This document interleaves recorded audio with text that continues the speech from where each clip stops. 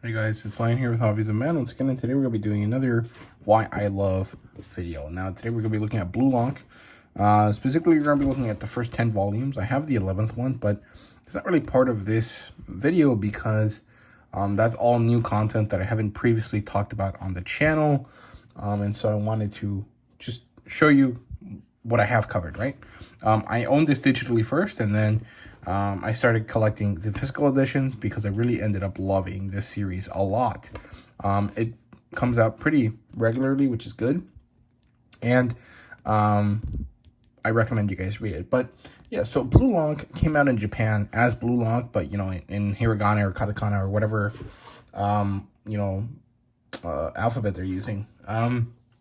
It is ongoing. It's unknown how long it'll go for. Probably a long time because it's really popular. It started publishing in August 1st, 2018.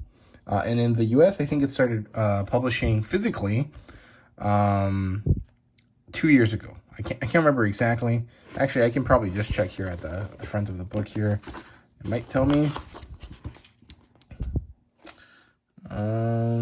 It says Bururoku Volume 1, Japan, 2018. First printing in the US sometime in 2022, right? It doesn't exactly say when, though, unless I'm dumb. I might be dumb. I don't know. But yeah, sometime in 2022. However, it had been publishing digitally before that. I think it's on volume 20-something right now in digital. And it's up to volume 11 physically. So, yeah, it's a teen manga, a sports manga. It's a shonen. It serializes in Weekly Shonen Magazine, which is the other weekly shonen, set of series that come out. Basically the competitor to Weekly Shonen Jump. It's where Fairy Tail was from. It's where Soul Eater was. It's where Fire Force is. It's where Gachi Akuta is. It's that magazine. It's a kodansha magazine, and the author is Kaneshiro Muneyuki Kaneshiro, who is actually quite prolific. He's done As the God's Will. He's done Grass Ross, which is great. It's like a Stone Age historical fiction manga. He's done Yagan, which is it's like Parasite / superhero manga, something like that. Blue Lock, of course, and a few other things I can't remember off the top of my head. And the artist here is Yusuke Nomura, who, if I remember correctly, is the creator of Dolly Dolly Kill Kill, which is a series I've previously reviewed on the channel. I wasn't really too much of a fan of it. It just wasn't for me, but I like the artwork here a lot. I think that his style makes, a lot of what is special about the series quite meaningful, right? So, yeah, there's a spin-off series called Episode Nagi, which is coming out digitally in the US, and I probably will come out physically once the movie comes out in April. At least it's coming out in April in Japan. I don't know when it comes out here in the US. Hopefully later in the summer. And I think there's something else as well. There's another spin-off series, but I can't remember what it's called. And the first season of the show, which basically covers these 10 volumes, came out last year. It's pretty popular, although it had some pretty bad CGI, which wasn't great, but it is what it is. But, why do I like the series? Well, one, it's soccer. There's not that many soccer series that I can think of. I mean, the only other one that I know is Captain Tsubasa. And it's great. It's really ridiculous in a really fun way. It's immensely edgy, but in a way that really worked for me, right? So I think it's really cool that it showcases, these kind of interesting points that are pretty counter to what you usually see, right? So the point of Blue Lock is there's 100 or something young soccer players. They're all like age 15 to 17 or something like that. And they are the future of Japanese soccer.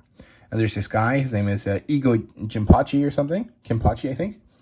And he is in charge of the system, the Blue Lock system, which is a system that they're hoping will create Japanese strikers. or strikers of Japanese origin that can play for the Japanese team on the level of people like Messi, Mbappe, Neymar, those types of people, Ronaldo. And they're doing this through an immense, crazy competition. And this basically ends up being like a death game of sorts, right? And it's not really, but it has that kind of feel to it, right? And so it's a soccer-based death game. And so every character here is friends and enemies at the same time. And they're all trying their best to be the best guy at this, competition. And we follow Isagi, Yoichi Isagi, Bachira, can't remember his first name. What's this guy's name? Chigiri, Kunigami, I think is his name. Nagi, Rin, Baro, what's this guy? Rio, and I can't remember these two other guys. They're Rin's buddies. And we basically follow these characters, all of them, all throughout the place, as they kind of go through this, right? And so it really highlights kind of two important things, right? It starts off trying to highlight, the idea that you don't need anyone else, that you have to be able to do everything by yourself in order to succeed. And I mean, that works. That is, actually quite good advice that no one really gives you, right? And if they do, they don't really give it to you as good advice. They give it to you as like the reality of life, and that's not necessarily great, right? So on one hand, I think that's good, but on the other hand, it actually doesn't really do that. It teaches you that, you have all of the things necessary to be good at, by yourself, but eventually you're going to need other people to help you. Also, I love these interior pages. These are basically what's inside of the Japanese volume when you take off the dust jacket, which would be this image, and they look really great. So yeah, there's some extras here in the back and stuff, but they're not too important. Some of them are just basically mostly to help you deal with all of the onslaught of characters, because there's a lot, right? So yeah, and the covers are great. And so it eventually teaches you, right, especially around kind of this section right here, after this, that it's not just about being good by yourself. It's about how can you combine with other people to be successful, which, someone that's studying an MBA is actually something that is really important. I have a whole class about organizational behavior, which is, how is a person an individual? What do they do? What do they want? What do they need? And how does that transfer over to skills and needs of the company? And what does a company need to do to make sure that these individuals flourish? And what do the individuals have to do in order to make sure that they are relevant to their work, right? And, I think Blue Lock actually manages to exemplify those kind of needs and ideals quite well, right? Yoichi is an individual. He's a talented individual, and he's trying to grow beyond his basic kind of self in order to be able to slot into a team to create a chemical reaction, right? That's what the terminology that they use in Blue Lock. And a chemical reaction in this case means success. It means a goal, right? And so you spend a lot of time kind of thinking, okay, this series is just about the individual. It's about ego. It's about this guy being the best and fucking everyone else over. And then you realize, oh, well, I mean, yes, it's about that, but it's also about how you as an individual need others and can be used by others to create the best possible kind of situation, right? And I think that's good. I think that's really interesting. It's not something that you really see. Usually you only see cooperation being meaningful, right? You don't necessarily see individual strength being meaningful in the sense that it's not something that you're intimately focused on. Of course, there's some issues with the way Blue Lock does this, but to me, I think it really works to exemplify this kind of idea. And it's really interesting to see it, in such a popular and easily understood format, right? Because you can understand team sports. Just about everyone has experience doing team sports at some point in their life, right?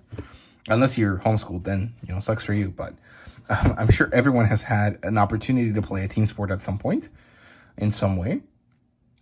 And understanding, that concept and then using it to build up these ideas is really, really good. I really like how that works. Also, I just love how edgy and unnecessarily ridiculous and almost kind of cringy the dialogue and the way that the characters interact with each other is, because it is exactly what 15-year-old or 17-year-old kids would do, thinking they're super awesome.